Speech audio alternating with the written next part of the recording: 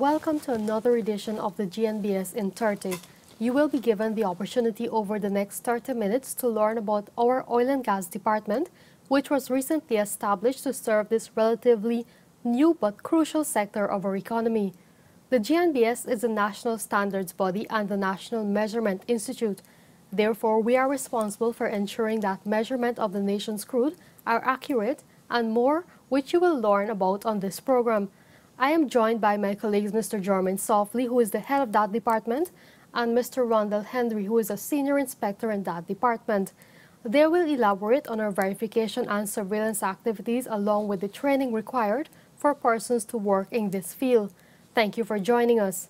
Before I get into today's program, let me ask you two questions which you will be thinking about throughout this program until the end. I'll give you the answers of those.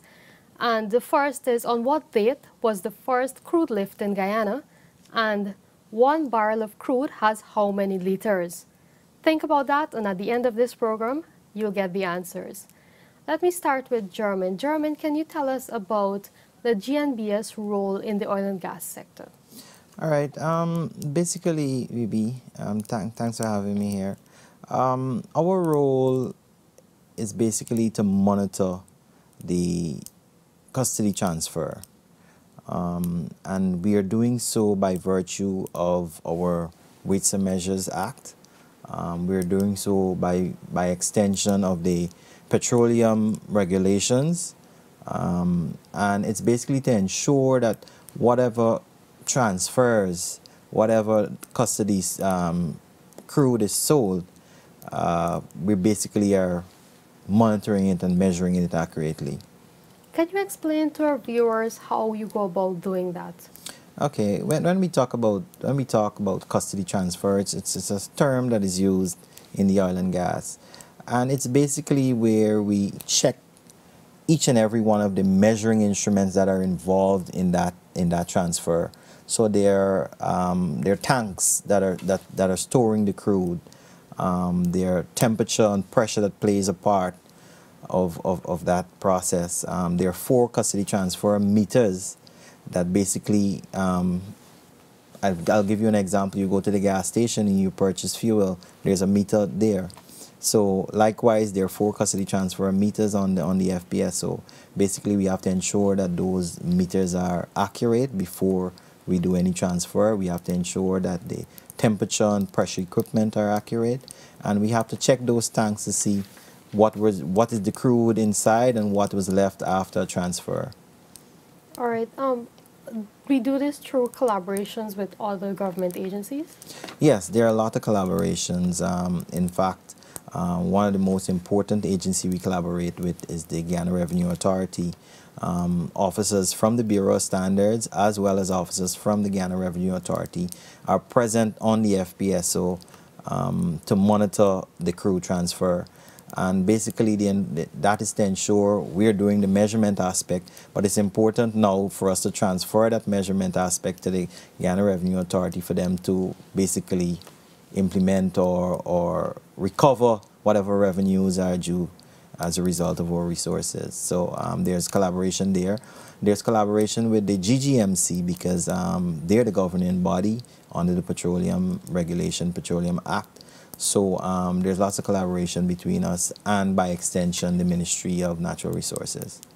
Okay.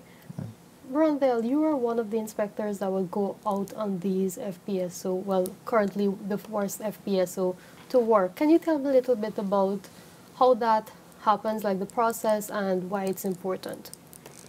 Like my colleague said, we have the responsibility for monitoring measurement on board the FPSO. And in addition to our technical training, there were a number of safety training that we had to go through to make us eligible to travel offshore. And this is the tropical helicopter underwater escape training and the compressed air emergency breathing system.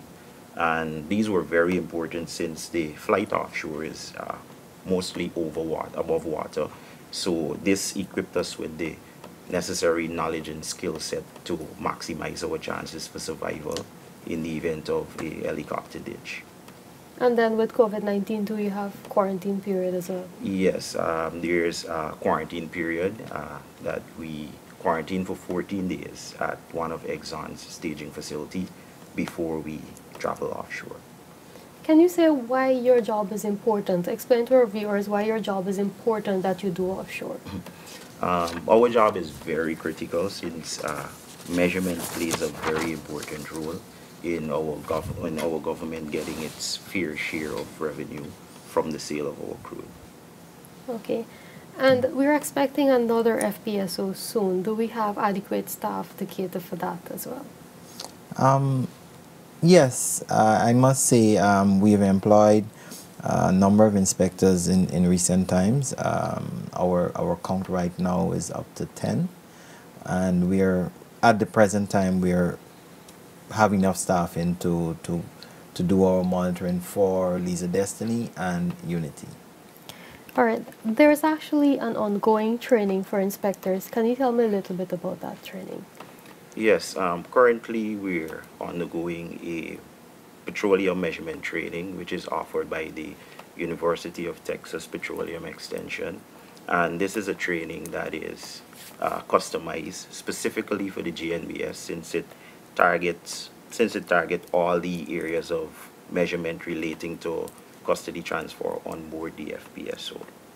And Okay. just to add to that, BB, this particular training, we've worked hard to ensure that the inspectors are competent in this area because it basically outlines what they have to do when they go out there, from gauging of the tanks to proving of the meters to verification of the temperature instruments and all of that, to witnessing the analysis of the lab results and all of that. So it's very important. The University of Texas has reached out and actually assisted us. They've tailored their training program for online situation because of our challenges with COVID. And so the inspectors are right now currently involved in it. That training will complete. Well, the training basically is for about, it's 10 days. Okay, Yeah. so it's a virtual training. Correct, it's a virtual training. Okay, and this is for like a refresher for older folks as well as the new ones that are coming in. Correct, correct. It's a refresher, and for the new inspectors, it's basically to get them competent and get them up to speed of what they will have to do when they go out there. All right, thank you. And before we go any further, we'd like to take a short commercial break to tell you about some of the happenings at the GNBS over the past month.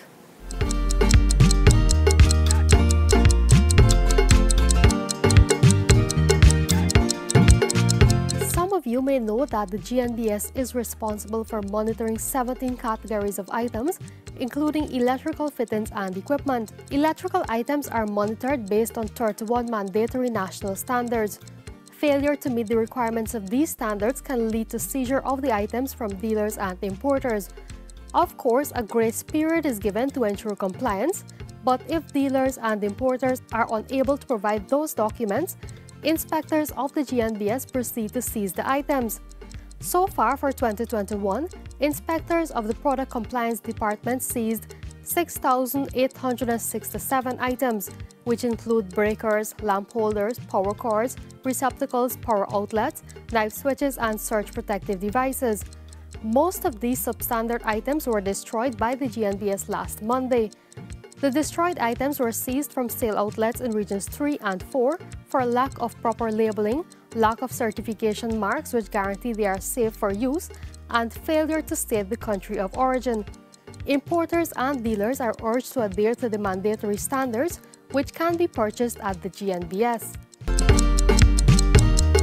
As the National Measurement Institute, the GNBS plays a critical role in the country's oil and gas industry. The Bureau is responsible for ensuring that measuring instruments used on the floating, production, storage, and offloading vessel are verified to deliver the right quantity of crude to tankers or buyers offshore.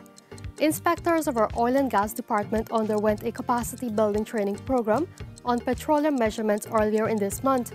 This training is a part of a 2-week program facilitated by University of Texas.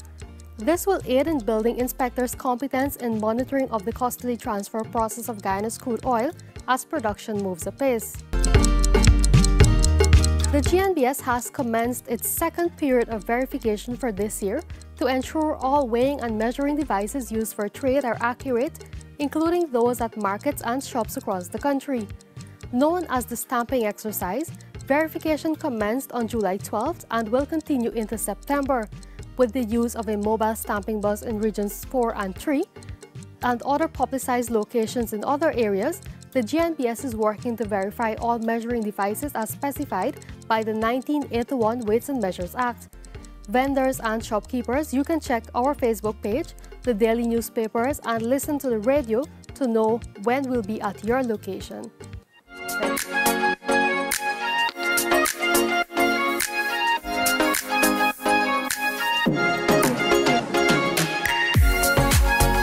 Metrology is the study of measurement. And at the Legal Metrology Services Department of the GNBS, we take accuracy in measurements very seriously. Our team is the guiding body that provides verification services for users of weights and measures used in trade. This ensures that consumers always receive the most accurate amount of product they are purchasing and keeps business owners protected. Weights and measurement equipment stamped, verified and approved by the GNBS can assure accurate measurements. So ensure that the ones you are using are verified. Find out more by calling our Legal Metrology Services Department or email us. GNBS, creating a culture of quality through standards. Welcome back. Jermaine, if something goes wrong on the FPSO, what actions can the GNBS take? Well, in terms of the measurement and the custody transfer, by virtue of legislation and everything else, there are different aspects of avenues that we can take. For instance, there are 4 custody transfer meters on the FPSO. And at any one time, when we talk about custody transfer, I'm talking about the transfer of our crude, 1 million barrels every time, every lift we call it. And so out of those 4 meters, there are 3 of them that are actually working at one time. So let's say 1 meter, we find that during the verification process or the calibration of that meter, we call it proving of the meter, there's something goes wrong with one of those meters, then there's a backup meter to come into play to transfer that crude. And so for most of the instruments that are there are calibration certificates for them, and there are replacements in the event that something goes wrong with one of the instruments. The good thing about this system, it's automated, and the sensors will pick it up right away that this went wrong, that went wrong in our calibration process. So you know, we can at any one time ask for a re-verification of a particular measuring instrument. We can ask to see calibration certificates for the instrument just to ensure they're working properly, they're accurate. As well as in the lab as well, the various tests that are conducted in the lab, it is important to the final result of that crude that is transferred.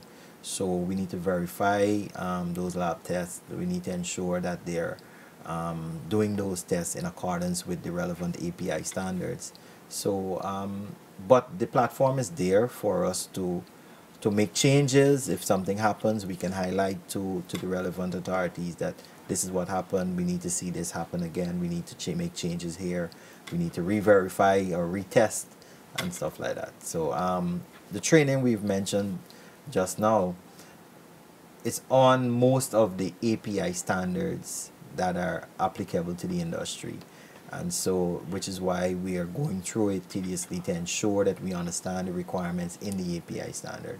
So when we're out there, if we notice something is outside of what is required by API and those standards, then we can highlight it to them and take the relevant course of action. You have a lot to do and your work is very important. You mentioned the re-verification or retesting. Have you had to indicate that you want such anytime so far? Most of the calibrations that we've done, they fell within the maximum permissible errors for those instruments. I cannot recall any time that we had to do a recalibration and stuff like that. But most of the time, the calibrations are the first, they were okay. The instruments are new, and so they were okay, and they fall within the tolerances and the uncertainties and the errors and everything else, so they were fine. All right. Along the same lines, Rondell, I'm going to ask you something about your work out there. When they're doing custody transfer, is it an ongoing process from when it starts to end? How long does it last for, and what are you required to do during that time? Well, a custody transfer would run for approximately 48 hours, but we're not necessarily working continuously throughout that period. There are various stages of the custody transfer process that would require our presence.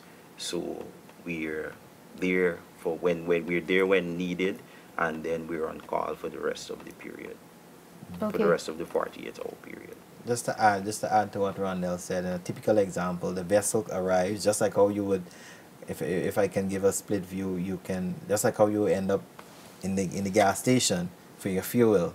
So you request whatever amount of fuel you want. So the vessel arrives, and then they're connected, the hose is connected. But before that, before any transfer, we have to first verify how many crude is in the tank, how many tanks are filled. We need to ensure we get those volumes, and then that transfer process happens. And then during that time, we are monitoring it, we're watching the transfer, we're seeing the crude, we're watching the meters that are there to ensure that they are working properly. And then after, we have to go back now and we check those tanks to ensure that it corresponds with the volume that the meters told we that went. And then we need to ensure that the tanks see whatever crude is left to do that deduction. During that process, we're checking temperature, which is important. We're checking pressure, and of course, the analysis is an important part too. And that is done just after the lift, just before the vessel leaves. We need to analyze the samples. We take samples during the whole process because we need to know what are the qualities of the crude that left. Right. You mentioned preparation before or when the tanker gets here.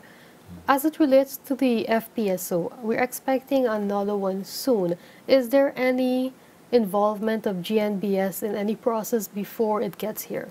Yes, there were actually, myself and Rondell was part of there's a traceability aspect of on the meter skid of the FPSO, the measuring aspect. And so we actually were involved in they call it a water draw, or basically a calibration of the measuring instrument. And so we were involved in that for about 2 days before the vessel left Singapore. Basically, it was virtual, but we were managed to got the information that we needed. It was live, and we could have asked whatever questions we wanted. There were cameras set up strategically for us to have a look, just as if we were there live.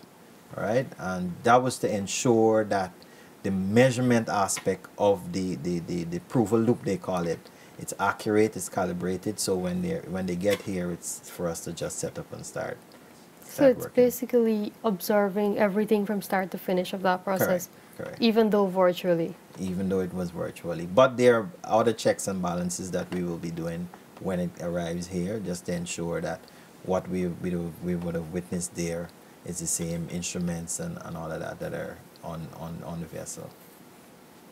Okay, so even though there is COVID-19 and a lot has to be done virtually, the GNBS role is still critical and it's still getting done as it relates to the oil and gas sector. Can you tell me a little bit now about moving forward, plans that we have in terms of testing of crude and other areas? Yes, the laboratory at the Bureau, there's a laboratory that we've been working to set up. I believe we are 60 or 70% completed. Yeah. And so what that lab will be doing is to mimic the tests that are conducted offshore.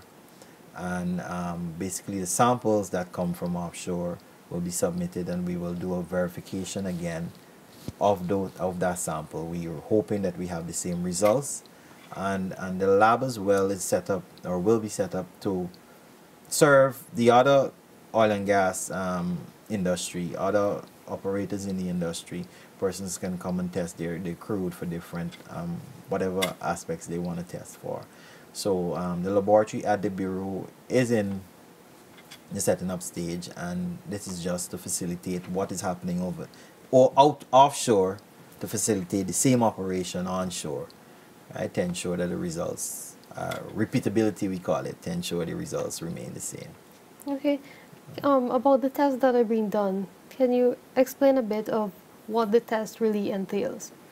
Okay, well, basically they carry out various tests to determine basic water and sediment in the crude, API, gravity, density, salt content, and I think phosphate.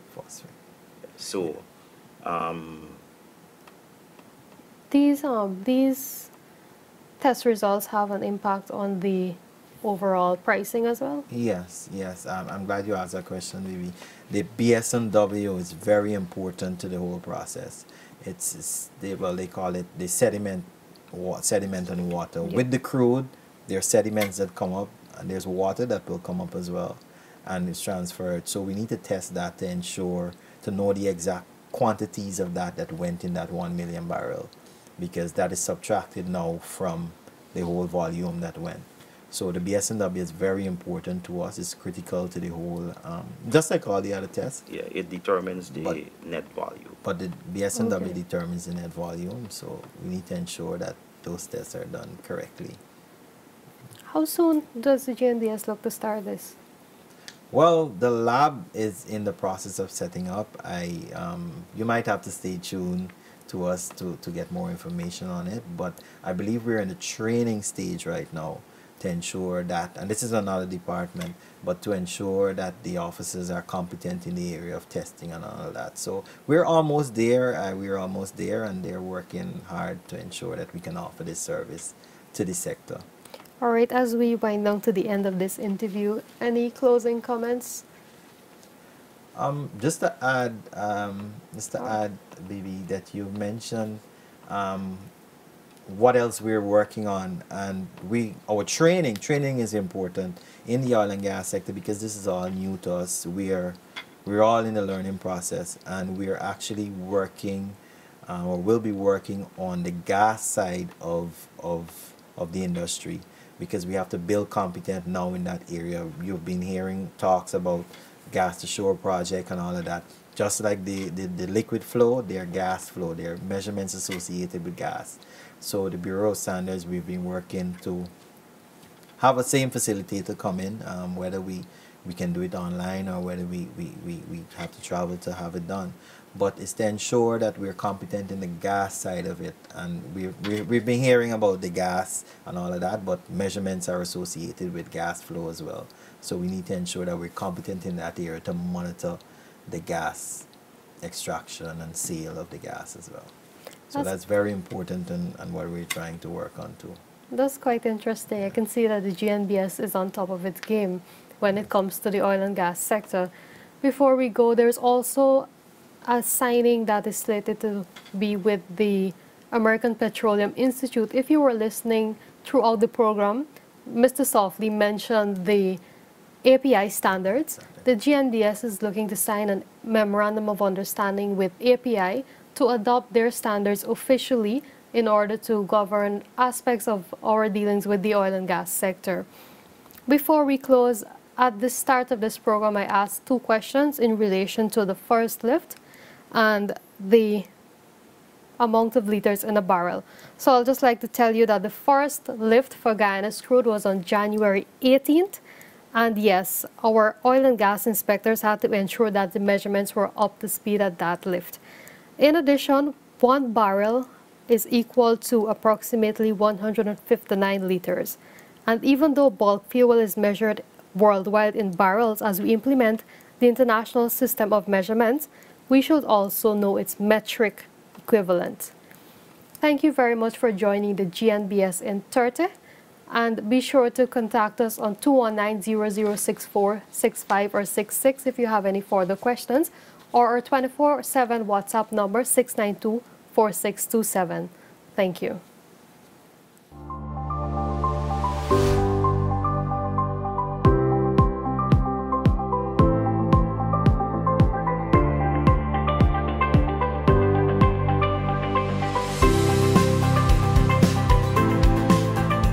We are the national standards body of Guyana. We ensure quality, consistency, and safety.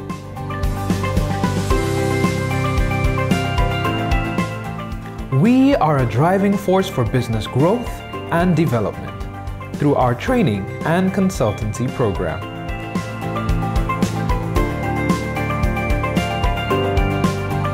We test the testers. We ensure companies maintain operations at the highest possible level, ensuring their devices are calibrated and their products are tested.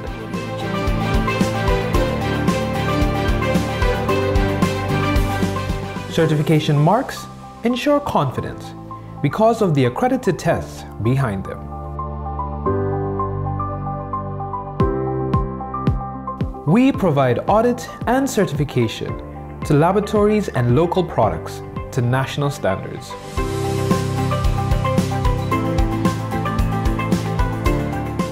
We ensure accuracy. One standard.